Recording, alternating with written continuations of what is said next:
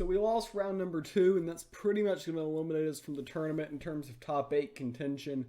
Now we are playing for additional prizes, I guess. So it is what it is.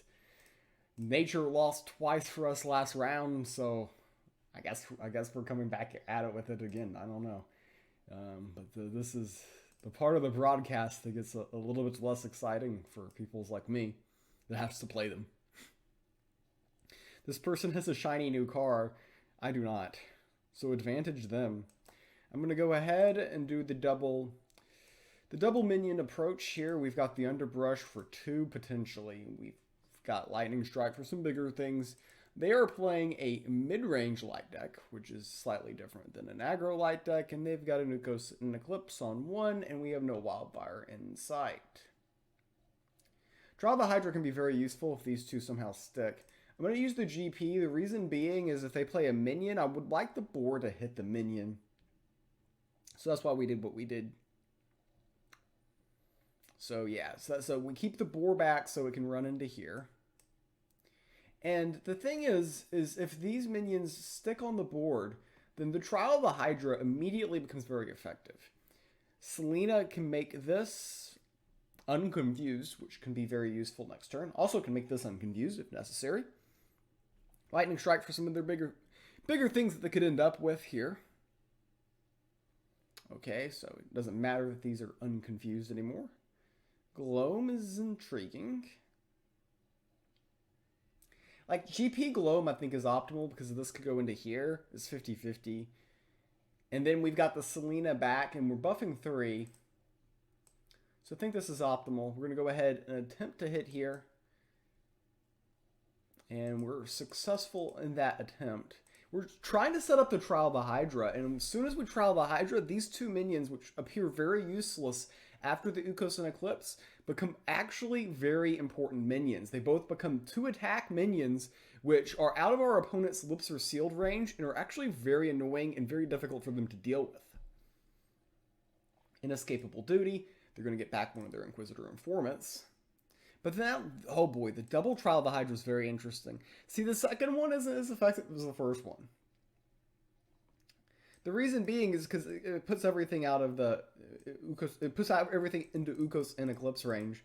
But we are very bursty now.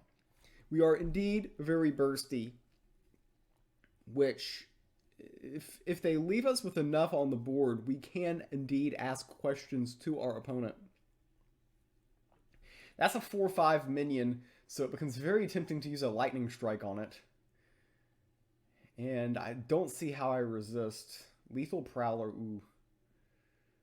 Jeez, we've got so much burst potential. So we're going to go ahead and remove the minion.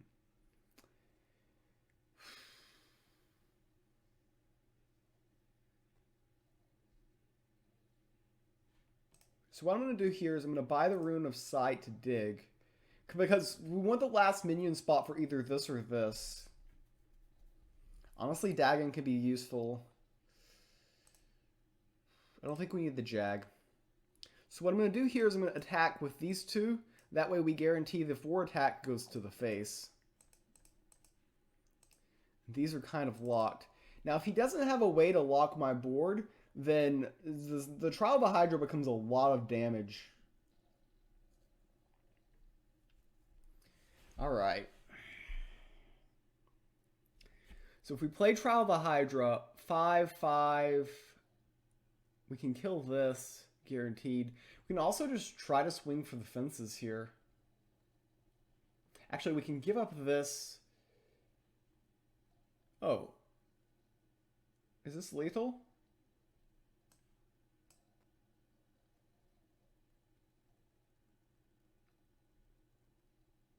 Hold on here. No, we're 3 off. I mean, I can go for it with both of these go face.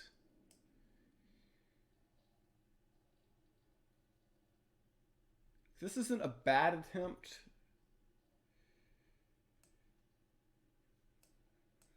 Let's just do the guaranteed line.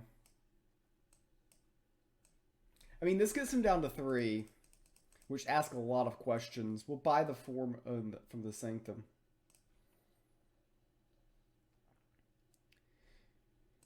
We are asking questions to our opponent here. They need Lips Are Sealed, and then they probably need something else next turn. We're just trying to figure out a way we can slip one minion through for the Lethal Prowler to win the game. I think Lysander's Mercy is a card they have here a lot. I'm not going to commit anything else to the board. We're just going to play an innocent little Badger, and then if it sticks, then we can hit him with a Lethal Prowler. Okay, he's just going to try to win the game. So we are 50-50 to flat out win the game with the Lethal Prowler. Do we take the 50-50, or do we do something more prudent here? I mean, we're in the loser's bracket. Let's YOLO it. Ah! I thought the Badger would ignore me and go face. This is why we cannot have nice things, chat. We went for it. Now, I expect him to do something mean to us here.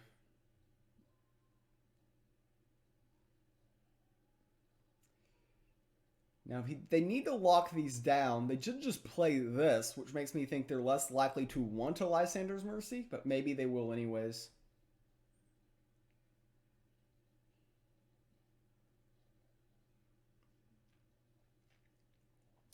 We've got a lot of damage threatened on the board, so they need to do something about that. Interesting they're buffing here.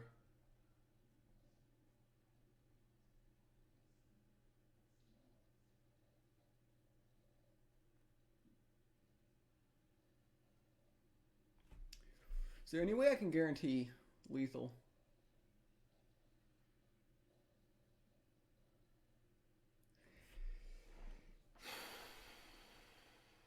This can hit here.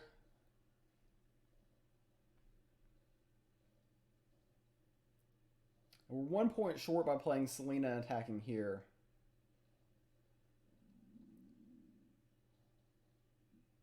Yeah, 6, 7, 8.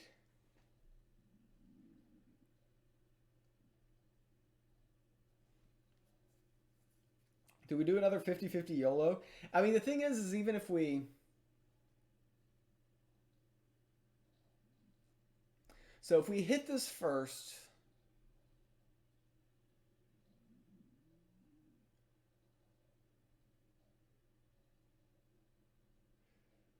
If we Lightning Strike form...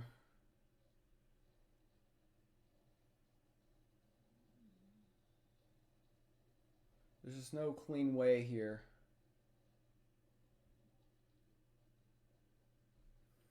All right, I'm going to take the 50-50 chance to win the game and hope for the best. So this armor goes here.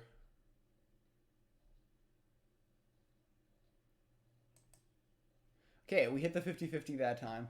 All right, nature does get a win. It's a struggle. So we won game number 1 with our nature list, queuing into game number 2 right now. They're coming back with a deck they just lost with, which is light. So we know what we're up against. It's more of a mid-range build. They don't have top end with the Demogorgons and stuff, which is the more concerning stuff from my point. I don't like the double knives and aim, and a little bit cringe here. I think having 1 minion as an option is good. Very bad opening hand. Oh boy, jeez. This mulligan, it started off bad and then somehow got worse. I don't know how that happened. Jeez.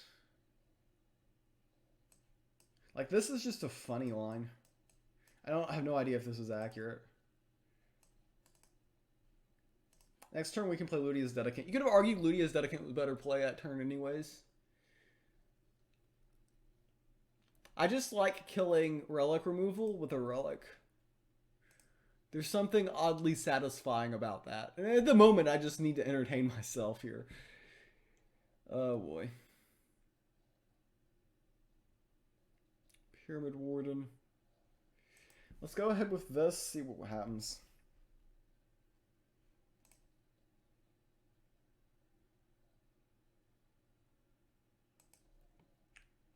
So we can get a 1/1 zombie. I'm going to attack here.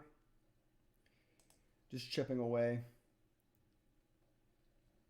I mean, they can heal here and hit here, and then we hit here.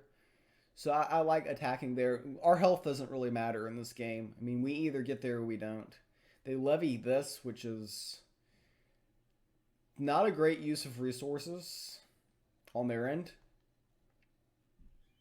to put it kindly. All right. Let's go ahead and just kill this. And play these two. I'll just remove their minion. Keeping control of the board here. Good start to this game. I mean, a little bit of a slow start. You could have argued that attack is bad because of Ukos and Eclipse, which is what they played. But like double knives and then hiding a lad is a line. Not sure it's the best line, but it's a line. Okay, now we're not doing that. The one thing I have to be very careful about with surprise delivery in this matchup is you can get wrecked.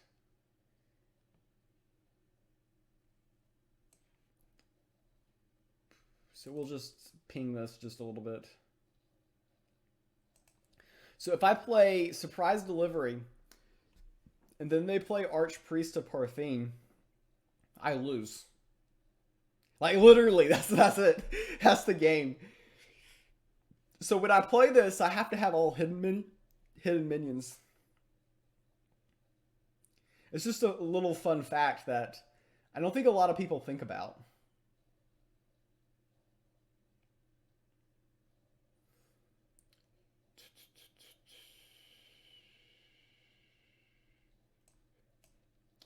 So I'm going to go ahead and do this,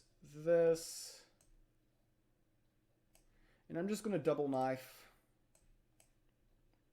Now, granted, there's a lot of ways they can expose this line of strategy.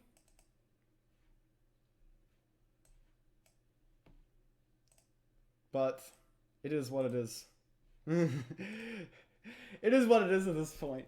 Like, do we ever play surprise delivery? Lips are sealed, yeah.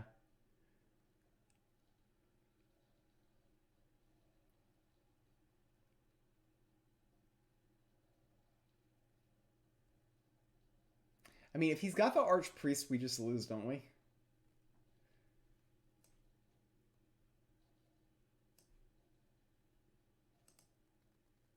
I'll just kill this. I'll pass, I think. Like, if they've got the Archpriest... See, the problem with playing Surprise Delivery is if they play Archpriest it's like 30 attack. It's absolutely ridiculous. Okay, they're going to get something back. Probably Ukos and Eclipse. Or maybe Lips are sealed.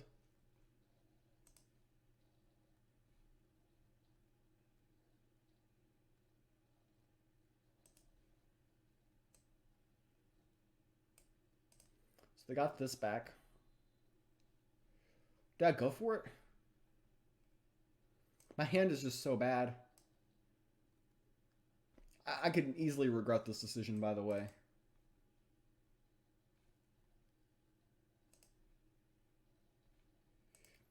If he's got Archpriest here, then he just wins. Yeah, I look like an idiot for doing that.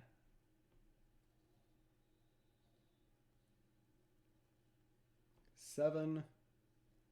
Lysander's Mercy, okay. Interesting.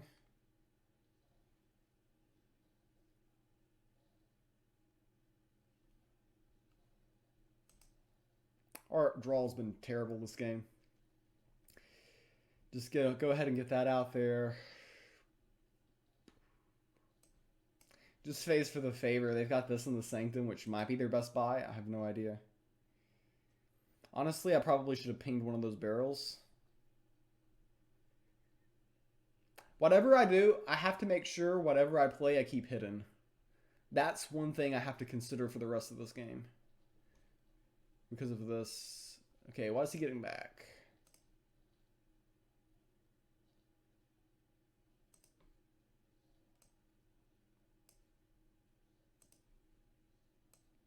So he got back Lysander's Mercy. Do we care? This I do not know.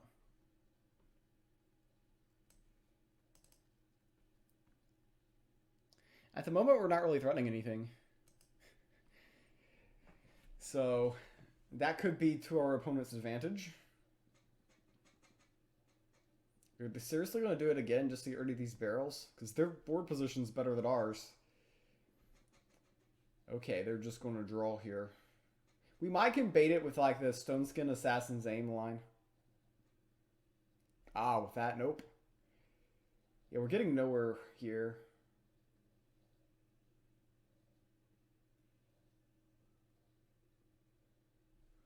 That was a good top deck.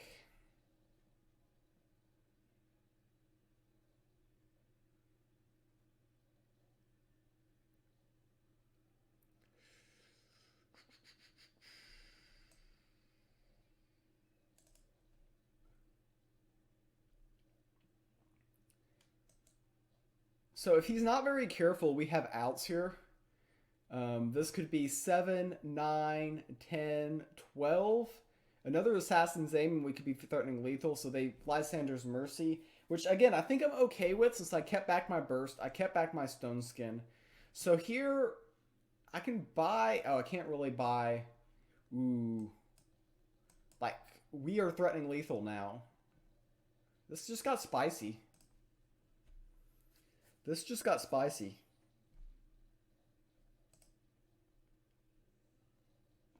Just got a lot less spicy. It got a lot less spicy. This is why we can't have fun, chat. Oh boy. I mean, I would love to buy this fellow tracker, but then it dies to this archer. So we're playing with 8 mana, a Switch Duelist. Which at this stage of the game, if that's the line you're taking, then you're probably losing.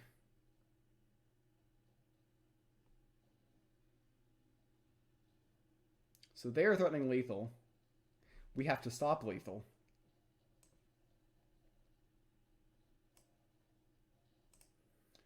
So we do this. This goes face.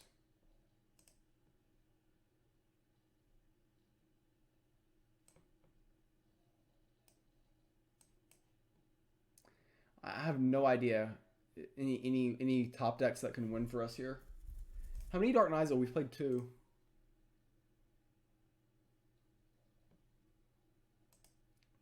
Six, 9. Yeah. This should just be game.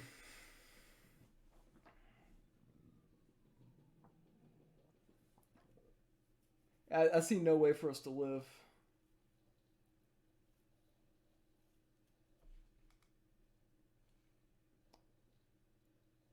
Okay.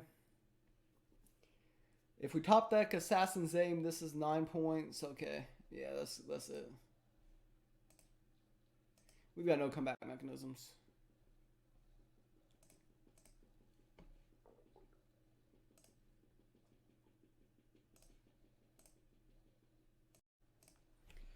Game 3, not super important. We're done. We're playing Hidden Rush. They're playing Hidden Rush. Theirs has Hidden Rush with Rapture and Cutthroat, so kind of a weird build. We're going second, which is not good. Our hand is not good. Get rid of this. Okay, the cat's good. Leah's Dedicant's bad.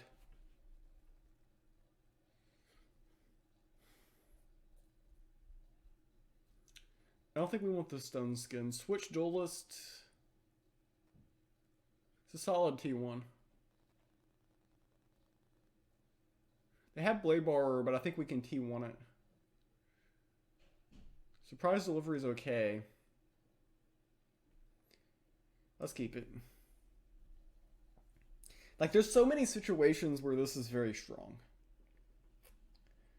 It's a very questionable opening hand keep, though, admittedly. Especially when I don't have a T2, aside from this one.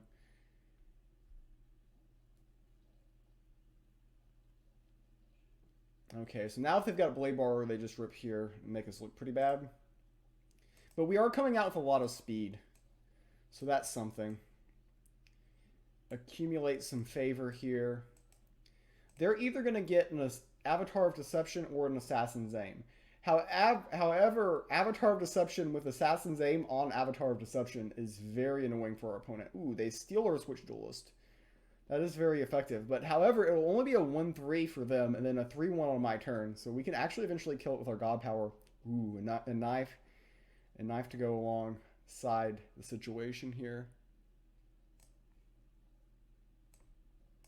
Let's just go with this first. Okay, we put that to sleep and confuse. That was actually very effective. Next turn's very simple. Assassin's Aim, Dark Knives. They have not much to do against that combination. We definitely want to win the race for Rune of Strength and the Sanctum. They can't go super wide because of these barrels this turn. Like if they wanted to play 2 minions, they don't even have that as an option.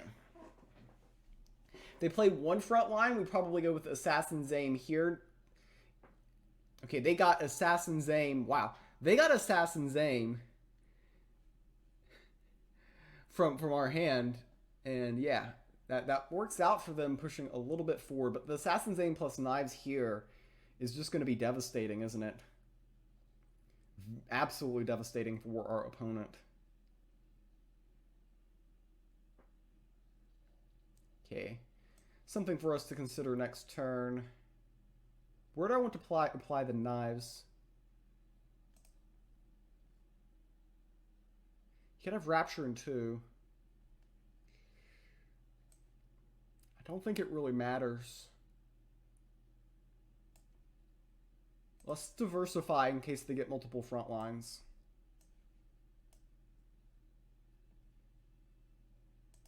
So the reason why I spread that out is because next turn, if they play like 2 front lines, this can trade for 1, we can hide 1, and then this can go face and win. But it looks like they're pushing as much damage as they can, and we will go on to, yeah, just hide the Golden Enforcer. Small bag of Tricks Bug, classic. But we go ahead and win this match.